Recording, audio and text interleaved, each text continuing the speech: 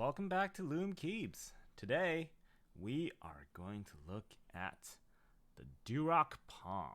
This is one of the legendary switches made of POM material, housing, and a mysterious blend for the stem. For those that are not familiar with POM, POM is a type of plastic blend that has a very low coefficient of friction. What does that mean? Coefficient of friction is basically how much resistance the material provides when sliding against itself, right? So essentially what a low coefficient of friction means is POM is what you would refer to as kind of a slippery type of material, right? Some industrial use cases even use POM as quote-unquote self-lubricating because of this property. And what does that mean for switches? It means that POM, in theory, can provide a very smooth travel because there's so little friction between the housing and the stem because of the material. So let's test it out and see if it works out in practice. So as usual, we have our switches in the board, and the Durock POM is on the left-hand side under the Q and A key. An interesting thing about the Durock POM is that they actually come factory unlubed, which is quite different from what the other manufacturers are doing these days. A lot of the new Gateron switches, like the CJ or the Oil King or the North Poles, they all come factory lubed. However, this comes unlubed, which, depending on your use case, could actually be a good thing, because if you're going to hand loop them yourself, this actually gives you a clean slate to lube from.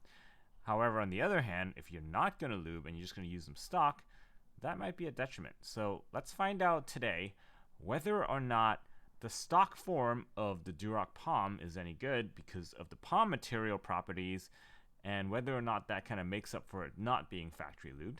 And then secondly, let's find out if lubing it improves the switch itself. Let's get right into it. We're going to start off with the stock form of the Durock POM, and this is it.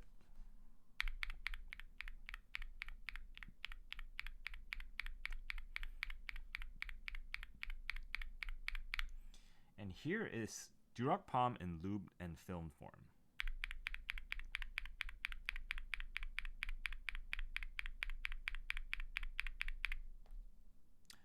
What do you think? Stock again.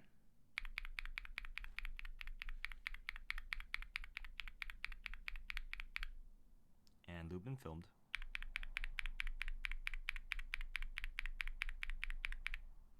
So interestingly, the pitch of the switch, to my ears at least, doesn't seem to change all that much from stock to lubed and filmed, right? If you go to stock,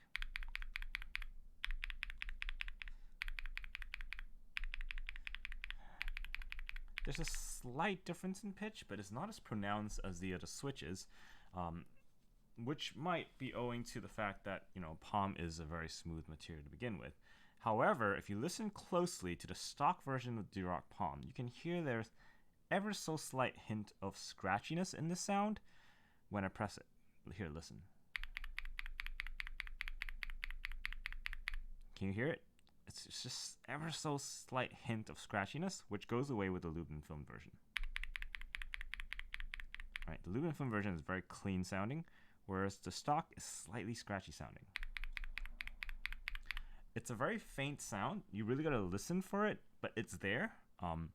Whether or not it's gonna bother you, who knows? That's for you to decide.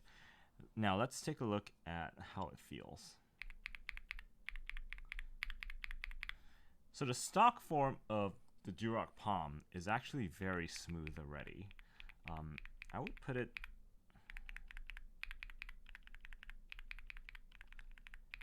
almost on par with the Oil King.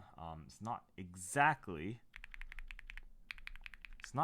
quite there. There is a slight hint of scratchiness that I can feel, whereas the Oil King is very smooth stock because it's factory lubed. So there's still a slight hint of scratchiness here that goes away with lubing, right? So this switch does improve with lubing and filming. The scratchiness goes away both in the sound and the feel. that being said, I'm kind of looking for it, right? If you're not really looking for it, I think it's not going to bother most people, and it's very usable in stock format.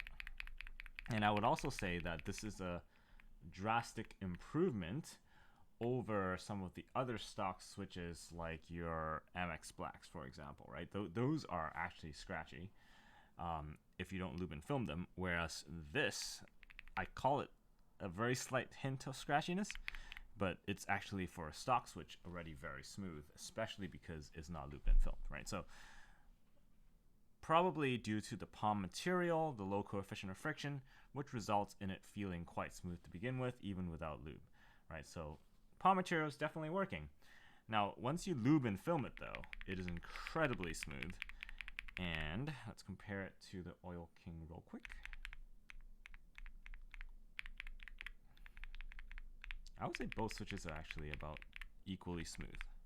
So all these latest switches these days, the CJ over here, actually the POM is slightly smoother than the CJ. They're very, very close, right? So top notch in terms of smoothness once you lube and film it. Stock form, slightly above average, but definitely not the same level as the other top level switches like the Oil King or the CJ or the North Pole. Now, in terms of sound, let's just do some quick comparisons. In stock form, this is the Durock POM.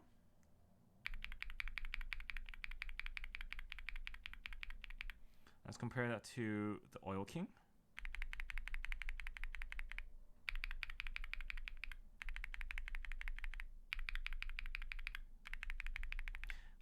It's a different pitch sound, right? It's definitely quite different. Now let's compare them to the lubed and filmed version.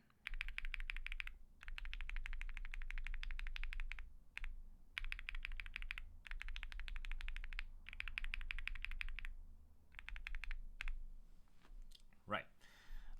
As mentioned before, the sound doesn't really change all that much when you lube and filmed the Durock POMs. Very similar sound. But yeah, so it's different pitch from the Oil King. I think both are very pleasing sounds. The Durock POM is slightly higher pitch to my ears. Now let's compare them to the Ink V2. Stock. This is the Ink V2.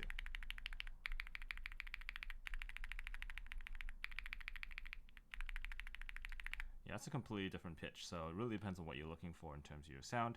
Now we'll look at the lubed and film version.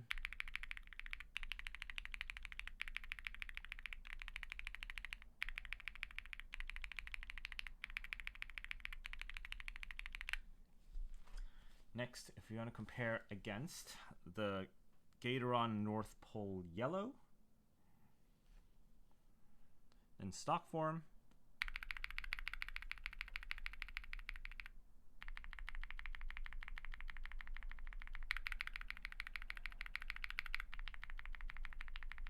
and lube form,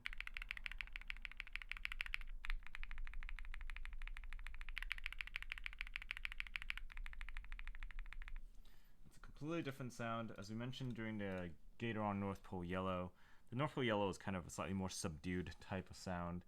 If you're interested in the North Pole Yellow, check out our other video where we review the Gateron North Pole red and yellow switches in detail. So, what do I think of Durock POM?